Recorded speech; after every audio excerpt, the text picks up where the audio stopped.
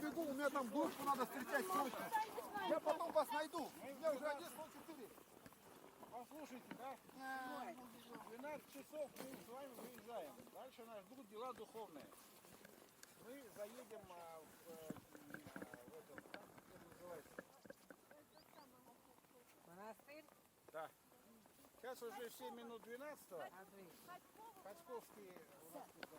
Смотрите, вот там с левой стороны, вот этот кафе, который, там вкусный монгольский чай соленый. Я первый раз попил.